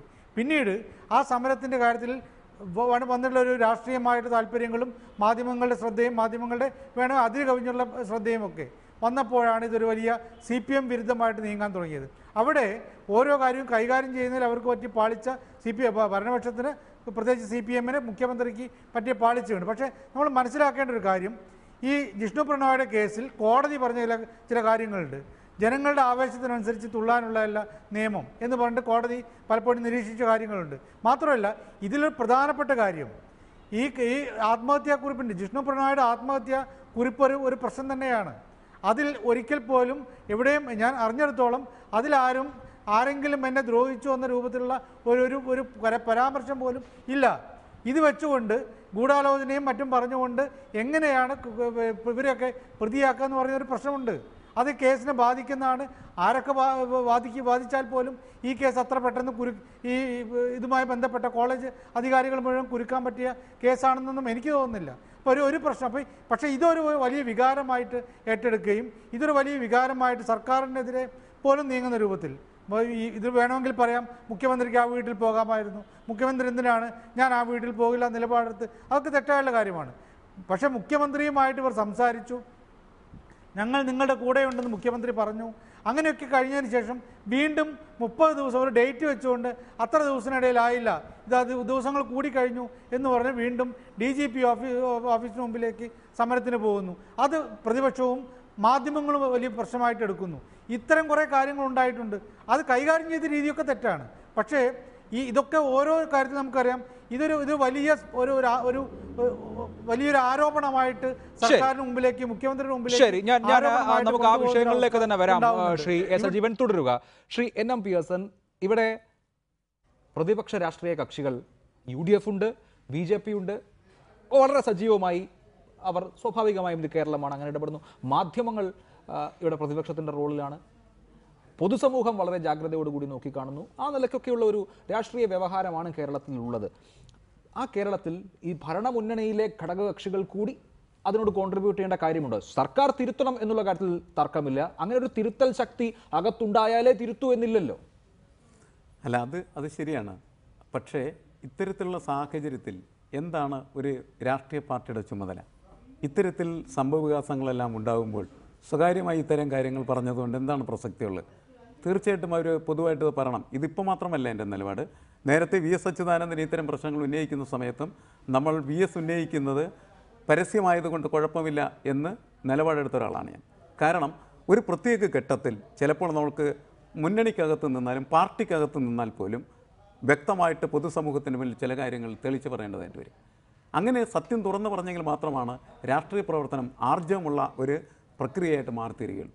അങ്ങനെയുള്ള ആർജവമായിട്ടുള്ള ഒരു രാഷ്ട്രീയ പ്രക്രിയക്ക് മാത്രമാണ് സമൂഹത്തിന് മുന്നിൽ ഒരു രാഷ്ട്രീയ പ്രവർത്തനമായിട്ടുള്ള അസ്തിത്വം നേടിയെടുക്കാനായിട്ട് കഴിയും. ശരി, ഞാൻ അങ്ങയിലേക്ക് മടങ്ങിയെത്താം. ശ്രീ A വിജയരാഘവൻ, CPIM കേന്ദ്ര സെക്രട്ടേറിയറ്റ് അംഗം ടെലിഫോൺ ലൈനിൽ. ശ്രീ A വിജയരാഘവൻ, ഈ സർക്കാർ അധികാരമേറ്റ് ഇതുവരെയുള്ള ദിവസങ്ങളിലെ വിവാദ തീരുമാനങ്ങളെ CPI തള്ളിപ്പറഞ്ഞ് ഇത് അല്ല ഞങ്ങളുടെ നിലപാട്, അത് ഞങ്ങൾ പ്രതിപക്ഷ റോൾ വഹിക്കുന്നത് കൊണ്ടല്ല, മറിച്ച് യഥാർത്ഥ ഇടതുപക്ഷ നിലപാട് അതായതുകൊണ്ടാണ് പറയുന്നതെന്ന് വ്യക്തമാക്കുകയാണ്. ശരിയല്ലേ? ഇക്കാര്യത്തിൽ CPI പറയുന്നതല്ലേ ദേശീയ തലത്തിലുള്ള ഇടതു പാർട്ടികളുടെ നിലപാട്? ഇത് ഇടതുപക്ഷ പാർട്ടികൾക്കുള്ള ഒരു പൊതു നിലപാട് ദേശീയ അടിസ്ഥാനത്തിലുണ്ട്.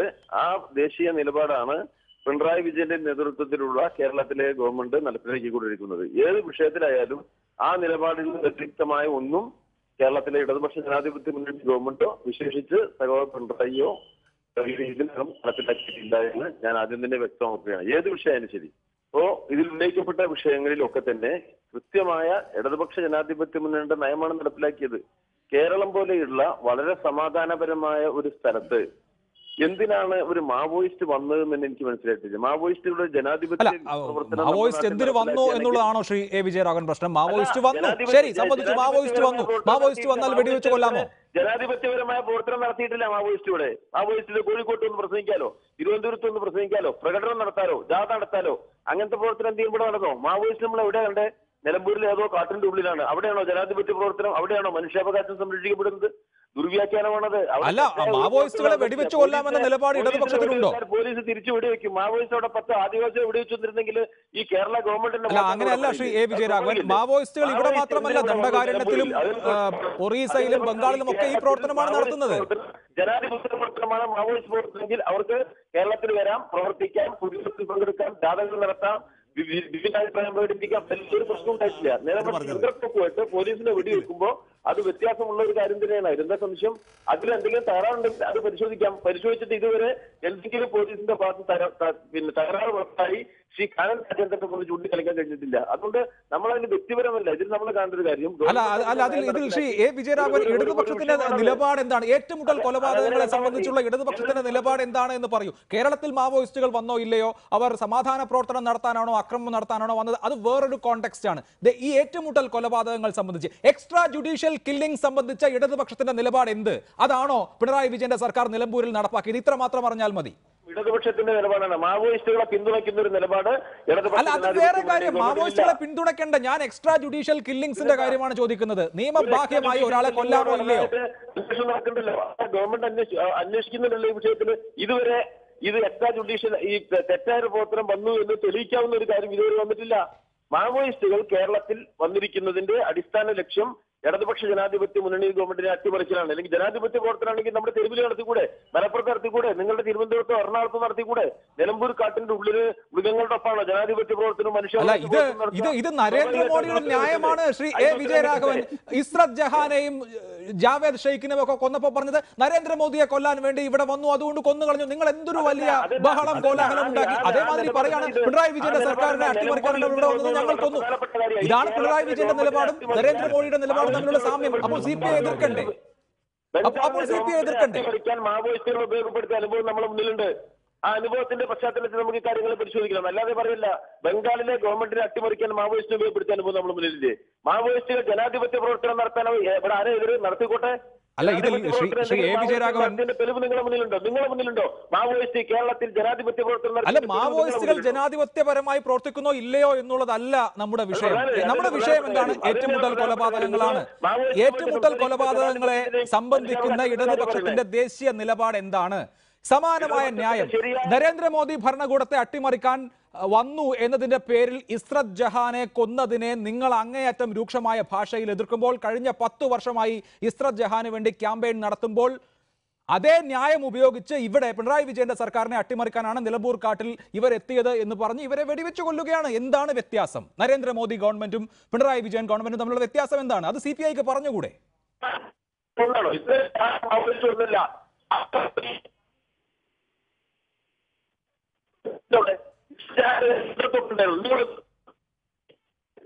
ശരിയെ ദുർവ്യാഖ്യാനം ചെയ്യുന്നു. അതല്ല ഇസ്രത് ജഹാൻ എന്ന പാവപ്പെട്ട ഒരു പെൺകുട്ടിയാ. ഇസ്രത് ജഹാന്റെ സമീപത്തും തോക്കുണ്ടായിരുന്നു, അത് പോലീസിന് കൊണ്ടിടാമല്ലോ. ഈ ഇതിനായിട്ട് പ്രവർത്തിക്കണം. അത് മുസ്ലിമായി ബന്ധപ്പെട്ടതല്ല. വസ്തുതയുമായി ബന്ധപ്പെട്ട് അവിടെ നടന്നിരിക്കുന്നത് മാവോയിസ്റ്റുകൾ കേരളത്തിൽ നടത്തിയ മാവോയിസ്റ്റുകളുടെ അക്രമ പ്രവർത്തനത്തെ ആർക്കെങ്കിലും അനുകൂലിക്കാൻ കഴിയും? ഞങ്ങൾ അനുകൂലിക്കുന്നില്ല മാവോയിസ്റ്റുകളുടെ തെറ്റായ പ്രവർത്തനം. ജനാധിപത്യപരമായ പ്രവർത്തനം നടത്തിയാൽ ഒരു ദശവും കേരളത്തിലില്ല. ജനാധിപത്യപരമായി മാവോയിസ്റ്റിനും പ്രവർത്തിക്കാം, തീവ്രവാദിക്കും പ്രവർത്തിക്കാം, ഭരണഘടനാ വിധേയമായിരിക്കണം എന്നുള്ളത് ആർക്കാ ഇവിടെ വിരോധം? ഒരു വിരോധമില്ല. അത്തരം ഒരു കാര്യത്തെയും ഈ സംഭവത്തെയും ഒരുപോലെ വ്യാഖ്യാനിക്കുന്നതിൽ ആ വ്യാഖ്യാനത്തിന്റെ തകരാറുണ്ട്. അതിനോട് ഒത്തുനിൽക്കാൻ കഴിയില്ല. ശരി, നമ്മൾ ആ വിഷയത്തിൽ ഒരുപാട് തർക്കിച്ചുവല്ലോ. ശരി, മറ്റു വിഷയങ്ങൾ UAPA ചുമത്തുന്നതിനെ കുറിച്ച് ഇടതുപക്ഷത്തിന്റെ നിലപാട് എന്താണ്? കേരളത്തിൽ തന്നെ മുൻപ് UAPA ചുമത്തിയപ്പോൾ ഇടതുപക്ഷം എതിർത്തു. UDF സർക്കാരിന്റെ കാലത്ത് ഈ സർക്കാർ അധികാരത്തിലെത്തിയതിനു ശേഷം എത്ര UAPA കേസുകൾ ചുമത്തി? നിങ്ങളൊരു കാര്യം മനസ്സിലാക്കണം. UAPA ചുമത്തിയ പ്രതിക്ക് പോലീസ് സ്റ്റേഷനിൽ ജാമ്യം കൊടുത്ത സംസ്ഥാനമാണ് കേരളം. മറക്കരുതത്. അത് മറക്കരുത്. UAPA നടക്കാൻ നേരെ ജയിലിലേക്ക് പോയില്ല, പിന്നെ അദ്ദേഹത്തിന് പുറത്തു വരാൻ കഴിയുമോ? ഇവിടെ ഈ കേരളത്തിൽ പോലീസ് സ്റ്റേഷനിൽ വെച്ചിട്ടാണ് ഒരു UAPA ചുമത്തിയ പ്രതിക്ക് ജാമ്യം കിട്ടിയിരിക്കുന്നത്. നയത്തിന് വ്യത്യാസം അല്ല, ഇതിപ്പോ പോലീസ് സ്റ്റേഷനിൽ ജാമ്യം കിട്ടിയോ ഇല്ലയോ എന്നുള്ളതല്ല ശ്രീ എ വിജയരാഘവൻ. ഈ വിഷയത്തിലുള്ള നിലപാട് എന്താണ്? UAPA ചുമത്തി എന്ന് പറയല. അല്ല, UAPA ഇതിൽ ഭരണകൂടത്തിന്റെ നിലപാട് എന്നുള്ളതിനേക്കാൾ ലെഫ്റ്റിന്റെ നിലപാട് എന്താണ് എന്നാണ് ഞാൻ ചോദിക്കുന്നത്. ടാഡ വന്നപ്പോൾ അതിരൂക്ഷമായി ദേശീയ തലത്തിൽ ക്യാമ്പയിൻ നടത്തിയതാരാണ്? ഇടതുപക്ഷം. പോട്ട വന്നപ്പോൾ ദേശീയ തലത്തിൽ ഈ നിലപാടെടുത്തതാരാണ്? ഇടതുപക്ഷം. UAPA കാര്യത്തിലും സമാനമായ നിലപാടുള്ളത്. അപ്പോൾ UAPA ഇടതുപക്ഷത്തിന്റെ ഭരണകൂടം ചുമത്തുമ്പോൾ അപ്പോൾ ദേശീയ നിലത്തിലുള്ള നിങ്ങളുടെ നിലപാടിനെ തള്ളിപ്പറഞ്ഞിട്ടാണ് ഇവിടെയുള്ള ഭരണകൂടം ആ UAPA എന്ന് പറയുന്ന നിങ്ങൾ ഡ്രക്കോണിയൻ നിയമം എന്ന് ആക്ഷേപിച്ച നിയമം ഇവിടെ ചുമത്തുന്നത്. അതാണ് വ്യത്യാസം. അല്ലല്ല, നിയമ പുസ്തകത്തിൽ UAPA ഉണ്ട്. അത് ചിലപ്പോൾ ചുമത്തപ്പെടാം. അത് ചുമത്തപ്പെട്ടാൽ ആ UAPA തെറ്റായ രൂപത്തിൽ ചുമത്തിയാൽ അവിടെ നടപ്പിലാക്കാൻ അനുവദിക്കില്ല എന്ന നിലപാട് കൃത്യമായി സ്വീകരിച്ച ഗവൺമെന്റാണ് കേരളത്തിലെ ഗവൺമെന്റ്. രണ്ടായിട്ട് കാണണം. രണ്ടായിട്ട് കാണാതെ ഒന്നായിട്ട് UAPA ചുമത്തിയില്ല എന്ന് നടക്കാൻ പറ്റുമോ? ഭ്രാന്തന്റെ കയ്യിലെ തിരക്ക് തീ കൊടുത്തവനും പിന്നെ വിളക്ക് രാത്രി ഇരുട്ടിൽ പിടിച്ചു പോകാണോ? ഇവിടെ UAPA ചുമത്തപ്പെട്ടിട്ടുണ്ടെങ്കിൽ തെറ്റായ രൂപത്തിലാണെങ്കിൽ അത് മനസ്സിലാക്കിയ ഗവൺമെന്റേ അല്ല കേരളത്തിലെ ഗവൺമെന്റ്. UAPA ചുമത്തിയ ആൾക്ക് പോലീസ് സ്റ്റേഷനിൽ വെച്ച് ജാമ്യം കൊടുത്ത ഗവൺമെന്റാണ് കേരളത്തിലെ ഗവൺമെന്റ്. നയത്തിലെ വ്യത്യാസമാണത്, അല്ലെങ്കിൽ പുറത്തേക്കേ ഇറങ്ങൂല. ആ വ്യത്യാസം കണ്ടുകൊണ്ടേ നമ്മൾ ഈ കാര്യങ്ങളെ കാണാവൂ. എല്ലാം ഒരുപോലെ എന്ന് വ്യാഖ്യാനിച്ചിട്ട് CM-നെതിരായിട്ടും ഇടതുപക്ഷ മുന്നണിക്കെതിരായിട്ടും മുഖ്യമന്ത്രിക്കെതിരായിട്ടും സംസാരിക്കുന്നത് ശരിയായ രീതിയിലല്ല. അങ്ങനെയാണോ ശ്രീ എ വിജയരാഘവൻ? നോക്കൂ, നമ്മുടെ നാട്ടിൽ പൊതുപ്രവർത്തകർക്ക് നേരെ ചുമത്തിയിട്ടുണ്ടല്ലോ. മുണ്ടൂർ രാമയ്ക്ക് നേരെ UAPA ഉണ്ടായിരുന്നല്ലോ. എന്തിന് ഒരു ചെറുപ്പക്കാരൻ എന്തോ ഒരു കവിത എഴുതി എന്നതിന്റെ പേരിൽ സെഡീഷൻ ചാർജസ് ആണ് 124A ആണ് ചുമത്തിയത്. ഇതൊക്കെ കേരളത്തിലാണ് നടന്നത്. അപ്പോൾ അതിനോട് വിയോജിക്കേണ്ടി വരില്ലേ സ്വാഭാവികമായും ഇടതുപക്ഷ കക്ഷികൾക്ക്? ചുമത്തിയിട്ടുണ്ടാവും, എന്നാൽ അതിന്റെ പേരിൽ നടപടി എടുത്തിട്ടുണ്ടാവില്ല. UAPA പോലീസിനെ ചുമത്താൻ നിയമപുസ്തകത്തിൽ UAPA ഉണ്ടെങ്കിൽ ചുമത്തൂലേ? ചുമത്തിയാൽ ആ ചുമത്തിയത് ശരിയല്ലെങ്കിൽ ആ ചുമത്തിയതുമായി ബന്ധപ്പെടുത്തി എപ്പോഴും ഈ ഗവൺമെന്റിന്റെ സമീപനമുണ്ട്. UAPA നടപ്പിലാക്കാൻ ഈ ഗവൺമെന്റ് അനുവദിച്ചിട്ടില്ല. രാഷ്ട്രീയ പ്രതിരോധത്തിനെതിരായി ഗവൺമെന്റ് UAPA ചുമത്തിയിട്ടില്ല. UAPA തെറ്റായി ഏതെങ്കിലും പോലീസ് ഉദ്യോഗസ്ഥൻ ചുമത്തിയാൽ തന്നെ അത് നടപ്പിലാക്കാൻ ഈ ഗവൺമെന്റ് സമ്മതിച്ചിട്ടില്ല. അത് കാണാതെ UAPA ചുമത്തിയില്ല എന്ന് പറയുന്നത് വസ്തുതകളുമായി അല്ല, അത് ഞാനല്ല, CPI ആണ് പറയുന്നത്. CPI ഇതാണ് ഇടത് നയം എന്ന് ചൂണ്ടിക്കാണിച്ച് പറയുന്നതാണ്. മൂന്നാമത്തെ കാര്യം വിവരാവകാശ നിയമം സംബന്ധിച്ച ഇടതുപക്ഷ കക്ഷികളുടെ ദേശീയ കാഴ്ചപ്പാട് എന്താണ്? അതാണ് CPI യുടെ പറയുന്നത്. എന്തിനാണ് മന്ത്രിസഭാ തീരുമാനങ്ങൾ പുറത്തു കൊടുക്കില്ല എന്ന വാശി? ഇതാണോ ഇടതുപക്ഷ സമീപനമെന്ന് കാനം രാജേന്ദ്രനാണ് ചോദിക്കുന്നത്, ഞാനല്ല. അല്ല കാനം രാജേന്ദ്രന്റെ അഭിപ്രായം പറഞ്ഞോട്ടെ, നമുക്ക് വിഷമമുണ്ടായിട്ടില്ല. പക്ഷേ ഇതുമായി ബന്ധപ്പെടുത്തി ഗവൺമെന്റിന് വേണ്ടി മുഖ്യമന്ത്രി കാര്യങ്ങൾ ഇതിനകം വ്യക്തമാക്കിയിട്ടുള്ളതാണ്. നിലവിലുള്ള നിയമപരിധിയിൽ നിന്നുകൊണ്ട് നിങ്ങൾക്ക് ക്യാബിനറ്റ് നോട്ട് നിങ്ങൾക്കത് നേരത്തെ മുൻകൂട്ടി നൽകുന്നുണ്ടെങ്കിൽ ഒരു പ്രശ്നമില്ല. നമുക്ക് സൈറ്റിൽ പോയാൽ ക്യാബിനറ്റ് നോട്ട് കാണാം. അത് കഴിഞ്ഞാൽ ക്യാബിനറ്റ് തീരുമാനം നടപ്പിലാക്കുമ്പോൾ സ്വാഭാവികമായിട്ടും ആ തീരുമാനം ഓർഡറായി വരുന്നത് വരെ അത് തീരുമാനം അതിന് രഹസ്യ സ്വഭാവമുണ്ട്. ഏതൊരാൾക്കും അറിയുന്ന കാര്യമാണ്. ഭരണ സംവിധാനവുമായിട്ട് ബന്ധപ്പെട്ട ഈ രാജ്യത്തെ എന്തെങ്കിലും പ്രധാനപ്പെട്ട വിവരം ജനങ്ങളിൽ നിന്ന് ഈ ഗവൺമെന്റ് മറച്ചു വെച്ചു എന്നൊരു ആക്ഷേപം ചൂണ്ടിക്കാണിക്കൂ. ഏത് കാര്യമാണ് ഈ ഗവൺമെന്റ് ജനങ്ങളിൽ നിന്ന് മറച്ചു വെച്ചിരിക്കുന്നത്? വിവരാവകാശ നിയമമായിട്ട് പ്രധാനപ്പെട്ട ഒരു കാര്യം. ഞാൻ ഒരു ഉദാഹരണം പറയാം. ശ്രീ എ വിജയരാഘവൻ, ഇപ്പോ കുറെ പ്രതികൾക്ക് ശിക്ഷാ ഇളവ് കൊടുക്കണം എന്ന് സർക്കാർ ഗവർണറോട് ശുപാർശ ചെയ്തു എന്നുള്ളത് വളരെ വലിയ വിവാദമായ ഒരു വിഷയമാണ്. അതിൽ പൊതു താല്പര്യവുമുണ്ടല്ലോ. വിവരാവകാശ നിയമപ്രകാരം ആഭ്യന്തര വകുപ്പിനോട് ഡിസംബർ 12-ാം തീയതിയിലെ മന്ത്രിസഭാ യോഗം തീരുമാനിച്ചത് പ്രകാരം ഏതൊക്കെ പ്രതികൾക്ക് ശിക്ഷാ ഇളവ് നൽകാനാണ് സർക്കാർ തീരുമാനിച്ച് ആ ശുപാർശ ഗവർണർക്ക് നൽകിയത് എന്നൊരു ചോദ്യം ചോദിച്ചിരുന്നു. അതിന് മറുപടി നൽകാനാകില്ല എന്ന ഉത്തരവാണല്ലോ ആ വിവരാവകാശം കൊടുത്ത ആളുകൾക്ക് കിട്ടിയത്. അത് മന്ത്രിസഭാ തീരുമാനത്തെക്കുറിച്ചാണ് ചോദ്യം.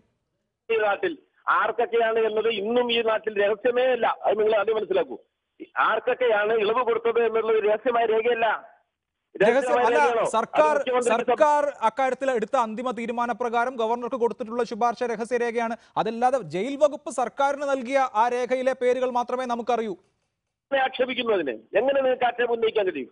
ഈ നാട്ടിൽ ഗവൺമെന്റ് ആ വിവരം പരസ്യമാക്കിയ കാര്യമാണ്. ആരൊക്കെയാണെന്ന് എല്ലാവർക്കും അറിയാം. ശ്രീ എ വിജയരാഘവൻ തെറ്റിദ്ധരിപ്പിക്കരുത്. മന്ത്രിസഭാ തീരുമാനപ്രകാരം ഏതൊക്കെ പ്രതികൾക്കാണ് ശിക്ഷാ ഇളവ് നൽകേണ്ടത് എന്ന് തീരുമാനിച്ച് ഗവർണറെ അറിയിച്ചിട്ടുള്ള കാര്യം നമുക്കറിയില്ല. ആ വിവരമല്ല പുറത്തു വന്നത്. അതിനു മുൻപ് അതിന്റെ പ്രോസസിംഗ് ഘട്ടത്തിൽ ജയിൽ വകുപ്പ് ഇന്ന ആളുകൾക്ക് ശിക്ഷാ ഇളവ് കൊടുക്കണമെന്ന ശുപാർശ നൽകിയിരുന്നു. ആ വിവരമേ പുറത്തു വന്നിട്ടുള്ളൂ. അതുകൊണ്ടാണല്ലോ സർക്കാരിന് ഞങ്ങളുടെ പട്ടികയിൽ ഇവരില്ല എന്നൊക്കെ പറയാൻ കഴിഞ്ഞത്. എവിടെ രഹസ്യം? എവിടെ മറവുള്ളത്? ഏത് കാര്യത്തിൽ മറവുണ്ടായത്? ആരൊക്കെ അതിൽ പ്രതികളാണ്, ആർക്കൊക്കെയാണ് ഇളവ് എന്നെ സംബന്ധിച്ചുള്ള രേഖ നമ്മുടെ നാട്ടിൽ മുൻ ഗവൺമെന്റ് കൊടുത്തുകൊണ്ട് ഈ ഗവൺമെന്റ് കൊടുത്തുകൊണ്ട് നമ്മളിതൊക്കെ പത്രങ്ങൾ വായിച്ചല്ലേ?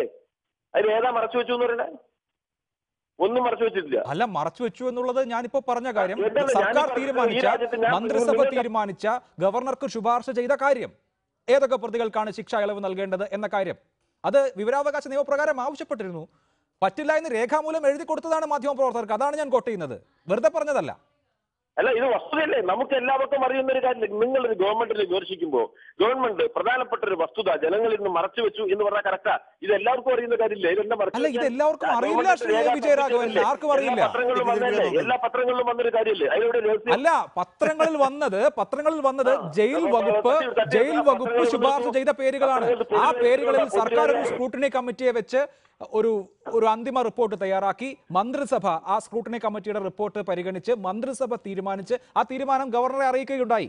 അപ്പോ അതാരൊക്കെ, അതറിയാൻ ഇതുവരെ കഴിഞ്ഞിട്ടില്ല നമുക്ക്. അത് മറച്ചു വെക്കപ്പെട്ടിരിക്കുകയാണ് ഇപ്പോൾ. എല്ലാവർക്കും അറിയുന്ന കാര്യം. നിങ്ങൾ അറിഞ്ഞിട്ടില്ലെന്ന് എനിക്കറിയില്ല. ഈ കേരളത്തിലെ പത്രങ്ങളിൽ കൊണ്ടാണ് പേരുകൾ വന്നതാണ്. താങ്കൾ ആവർത്തിച്ച് അത് തന്നെ പറയാൻ ശ്രീ വിജയരാഘവൻ, ജയിൽ വകുപ്പിൽ നിന്ന് വന്ന പേരുകൾ മാത്രമേ നമുക്കറിയൂ. സർക്കാർ തീരുമാനിച്ച പേരുകൾ നമുക്കറിയില്ല. അത് മറച്ചു വെച്ചിരിക്കുകയാണ് ഈ നിമിഷവും. ഒന്നില്ലല്ലോ, അതിന്റെ അപ്പുറത്തേക്ക് ഒരു പേര് വന്നു. ഒരു കാര്യം നമ്മൾ മനസ്സിലാക്കേണ്ട എന്താ, നിലവിലുള്ള നിയമപരിധിക്കുള്ളിൽ നിന്നുകൊണ്ടാണ് ഗവൺമെന്റ് പ്രവർത്തിക്കുക. ഗവൺമെന്റിന് നിയമവിരുദ്ധമായി പ്രവർത്തിക്കാൻ കഴിയില്ല. ശരി, ഒറ്റ സെക്കൻഡ് ജയശങ്കർ, ഈ 3 വിഷയത്തിലും CPIMന്റെ നിലപാട് CPIMന്റെ കേന്ദ്ര കമ്മിറ്റി അംഗം വിശദീകരിച്ചു. താങ്കൾക്ക് ബോധ്യപ്പെടുന്നുണ്ടോ? എനിക്ക് ബോധ്യപ്പെട്ടില്ല. അദ്ദേഹം പറയും ഇപ്പോൾ ഏറ്റവും നല്ല ഉദാഹരണം വിവരാവകാശ നിയമത്തിൻ്റെ കാര്യം തന്നെയാണ്. ജയിൽ വകുപ്പ് കൊടുത്ത ലിസ്റ്റല്ലേ പുറത്തു വന്നിട്ടുള്ളൂ. ആഭ്യന്തര വകുപ്പ് പാസ്സാക്കിയ ലിസ്റ്റ് ഇപ്പോഴും മൂടി വെച്ചിരിക്കുകയാണ്. മനോഹരമായ ഉദാഹരണമല്ലേ? പിന്നെ മാവോയിസ്റ്റുകളെ വെടിവെച്ച് കൊല്ല എന്നുള്ളത് CPMന്റെ ഭരണഘടനയിൽ പറഞ്ഞിട്ട് എനിക്കറിയില്ല. ഇന്ത്യൻ ഭരണഘടന പ്രകാരം ചെയ്യാൻ പാടില്ല. ഇസ്രത്ത് ജഹാൻ എന്ന് പറഞ്ഞ് 8 പൊട്ടും തിരിയാത്ത ഒരു പെൺകുട്ടി, ഗുജറാത്ത് സർക്കാർ പറയുന്നതാണ്, ബോംബെയിൽ നിന്ന് അഹമ്മദാബാദിൽ വന്നു. കൂടെ ഉണ്ടായിരുന്ന 3 പേരിൽ 2 പേര് പാകിസ്ഥാൻകാരായിരുന്നു. സർക്കാർ വെടിവെച്ച് കൊന്നു, 4 പേരെ വെടിവെച്ച് കൊന്നു.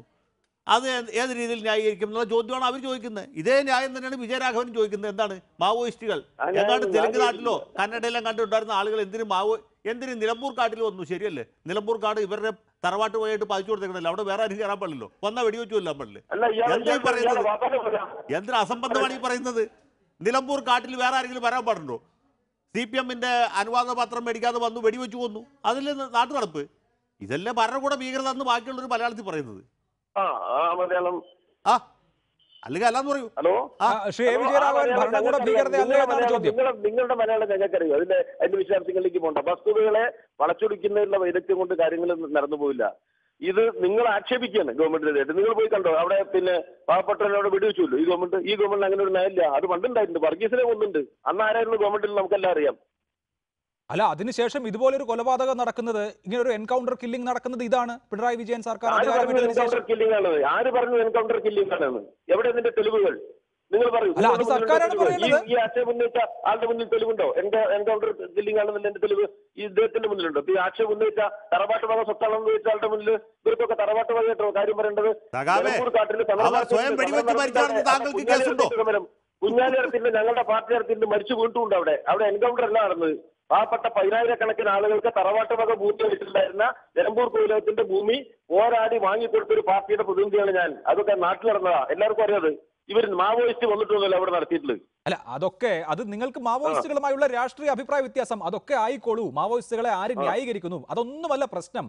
അവർക്ക് നിയമപരമായ വഴിയിലല്ലാതെ മരണം നേരിടേണ്ടി വന്നിട്ടുള്ളത്, സ്റ്റേറ്റിന്റെ കൈയാൽ മരണപ്പെടുന്നത് എങ്ങനെയാണ് ഇടതുപക്ഷത്തിന് അനുകൂലിക്കാൻ കഴിയുന്ന ഒരു കാര്യമായി മാറുക എന്നുള്ള കാര്യത്തിൽ മാത്രമേ തർക്കമുള്ളൂ. സ്റ്റേറ്റിന്റെ കൈയാൽ അങ്ങനെ ഒരു മരണം നടന്ന് അങ്ങനെയാണ് സംഭവം നടന്നതിന്റെ തെളിവ് ഞങ്ങളുടെ മുന്നിൽ വന്നിട്ടില്ല. അല്ല, പിന്നെ അവരെങ്ങനെയാണ് മരിച്ചത്? ആക്ഷേപങ്ങൾ ഉന്നയിക്കപ്പെട്ടവർക്ക് പറയണത് ഇങ്ങനെ. അവിടെ നിലമ്പൂർ കാട്ടിൽ ഈ എൻകൗണ്ടർ അവിടെ നടന്നത് മാവോയിസ്റ്റുകൾ കേരളത്തിലേക്ക് വന്നു. മാവോയിസ്റ്റുകൾ കേരളത്തിലേക്ക് നല്ല സമാധാനപരമായി പ്രവർത്തനം നടത്താൻ വന്നതല്ല. സമാധാനപരമായിട്ട് പ്രവർത്തനം നടത്താൻ വന്നാണെങ്കിൽ ഞാൻ സമ്മതിക്കുന്നു. പിണറായി വിജയനെ അട്ടിമറിക്കാൻ തന്നെയാണ് വന്നത് എന്ന് വെക്കുക. പിണറായി വിജയനെ അട്ടിമറിക്കാൻ തന്നെയാണ് മാവോയിസ്റ്റുകൾ വന്നത് എന്ന് തന്നെ വെക്കുക. എന്നാലും അവരെ എക്സ്ട്രാ ജുഡീഷ്യൽ കില്ലിങ്ങിന് വിധേയമാക്കാൻ പറ്റുമോ ഭരണകൂടത്തിന്? അങ്ങനെ പറ്റും എന്നാണോ നിങ്ങളുടെ നയം? അങ്ങനെയാണോ നിങ്ങളുടെ നിലപാട്? ജുഡീഷ്യൽ കില്ലിംഗ് നടന്നുകൊണ്ട് നിങ്ങളുടെ ആക്ഷേപം മാത്രം വസ്തുത തെളിയിക്കാവുന്ന ഇവിടെ അജ്മൽ കസബിനെയും മറ്റ് അഫ്സൽ ഗുരുവിനെയും തൂക്കിക്കൊന്നപ്പോൾ രൂക്ഷമായ ഭാഷയിൽ ഭരണകൂടം വിവേചനപരമായി വധശിക്ഷ നടപ്പാക്കുന്നു എന്ന് ആരോപിച്ച പ്രകാശ് കാരാട്ടിന്റെ പാർട്ടി ഭരണകൂടത്തെ അട്ടിമറിക്കുന്നു എന്നതിന്റെ പേരിൽ ആളുകൾക്ക് ഒരു വിചാരണ പോലും നൽകാതെ വെടിവെച്ചു കൊല്ലുന്നതിന്റെ വൈരുദ്ധ്യം ചോദ്യം ചെയ്യപ്പെടില്ലേ? അല്ല, അവര് വൈരുദ്ധ്യോടെ ചോദ്യം ചെയ്യപ്പെടുന്നില്ല. വസ്തുതകളെ നമ്മൾ സൂക്ഷ്മ വിശകലനത്തിന് വിധേയമാക്കുമ്പോ ഒരു കാര്യം വ്യക്തമാണ്. ഒരു സംഭവത്തിലെ ഇപ്പൊ ഇസർ ജഹാന്റെ സംഭവത്തിന് ഇതിനോട് കൂട്ടിച്ചേർക്കുന്ന ഒരാൾ യഥാർത്ഥത്തിൽ നരേന്ദ്രമോദിക്ക് വേണ്ടി വാദിക്കുന്ന ഒരാളാണ്. അഫ്സൽ ഗുരുവിനെ ഇതിനേക്ക് കൂട്ടിച്ചേർക്കുന്ന ഒരാളും തീർച്ചയായിട്ടും വാദിക്കുന്നത് ഭരണകൂട ഭീകരതയെ സംരക്ഷിച്ച അതിപ്പോ ബി.ജെ.പി. സർക്കാർ കൊന്നാൽ ഭരണകൂട ഭീകരത, നിങ്ങളുടെ സർക്കാർ കൊന്നാൽ മറ്റൊന്ന് എന്ന് എങ്ങനെ പറയാൻ പറ്റും? എല്ലാവർക്കും അറിയാം. CPM എന്ന് പറയുന്ന പാർട്ടി അത്തരൊരു പാർട്ടിയില്ല. ഞങ്ങളുടെ ഭരണത്തിന് അത്തരൊരു സമീപനമില്ല, എല്ലാവർക്കും അറിയാം. പക്ഷെ ഞങ്ങൾക്കെതിരായിട്ട് ഇത്തരം ഏതെങ്കിലും സംഭവം നടന്നാൽ രാഷ്ട്രീയമായിട്ട് ഉപയോഗിക്കുക എന്നുള്ള പ്രവർത്തനം അത് ഗവൺമെന്റിനെ ദുർബലപ്പെടുത്തുന്ന പ്രവർത്തനമാണ്. അതിൽ യാതൊരു അല്ല, ഈ ഗവൺമെന്റിനെ ദുർബലപ്പെടുത്തുന്ന പ്രവർത്തനം എന്നുള്ളത് എല്ലാ ഭരണകൂടങ്ങളും ആവർത്തിക്കുന്ന നിലപാടാണ് ശ്രീ എ. വിജയരാഘവൻ. അത് ഭരണകൂട നിലപാടാണ്, അത് ഇടതുപക്ഷ നിലപാടാണോ എന്നുള്ളതാണ് പ്രശ്നം. ഭരണകൂട നിലപാടുകൾ ഓരോ കാലത്തും ഭരണകൂടം ആവർത്തിച്ചിട്ടുണ്ട്.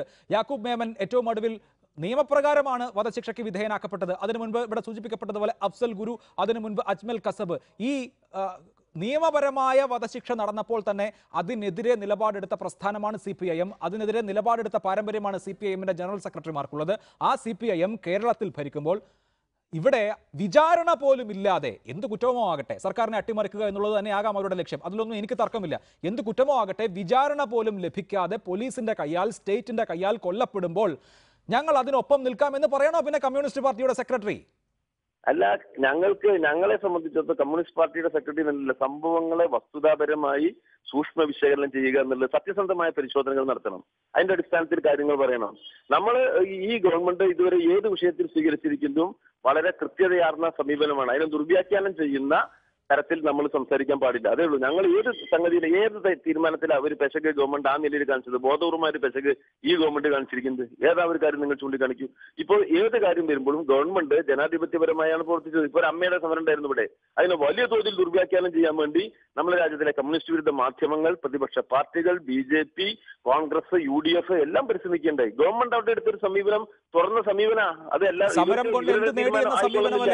വളരെ കൃത്യമായിട്ടാണ്. ഏതെങ്കിലും ഉപദേശകനെ വെച്ചുകൊണ്ട് ഉപദേശകൻ ഗവൺമെന്റിന്റെ മേലെയാണോ, അല്ലെങ്കിൽ ഇടതുപക്ഷ ജനാധിപത്യ മേലെയാണോ? ചെറിയ കാര്യങ്ങളാണ്. സമരം കൊണ്ട് എന്ത് നേടി എന്ന് ചോദിച്ചത് മാധ്യമങ്ങളാണോ, മുഖ്യമന്ത്രിയല്ലേ? സമരം കൊണ്ട് എന്ത് നേടി എന്ന് ചോദിച്ചത് മുഖ്യമന്ത്രിയാണ്, മാധ്യമങ്ങളല്ല. അല്ല, സമരമില്ലാതെ തന്നെ പരിഹരിക്കാൻ കഴിയുന്ന പ്രശ്നങ്ങളായിരുന്നു ഇത് എന്നുള്ളത് കൊണ്ടാണ് മുഖ്യമന്ത്രി അങ്ങനെ പറഞ്ഞത്. അതിൽ യാതൊരു തെറ്റുമില്ല. ശരി, ഉയർന്നു വന്ന സംഭവങ്ങളിൽ വലിയ തോതിലുള്ള ഒരു ബന്ദ് ഉൾപ്പെടെയുള്ള ഹർത്താൽ ഉൾപ്പെടെയുള്ള സംഭവങ്ങളിലേക്ക് പോകേണ്ട ഒരു കാര്യം ഈ വിഷയത്തിൽ ഉണ്ടായിരുന്നില്ല. ബന്ദ് നടത്തിയത് രാഷ്ട്രീയ പാർട്ടികളാണല്ലോ. എന്തായാലും ഈ കാര്യങ്ങളിൽ പൊതുസമൂഹം അതിന്റെ നിലപാട് വ്യക്തമാക്കട്ടെ, കാര്യങ്ങൾ അവർ നിരീക്ഷിക്കട്ടെ. വളരെ നന്ദി Shri A. Vijayaraghavan, Shri A. Sajeevan, advocate Jaishankar, Shri NM Pearson ചർച്ചയിൽ പങ്കെടുത്തത്, സംസാരിച്ചതിനൊപ്പം ശ്രീ ജേക്കബ് ജോർജ്.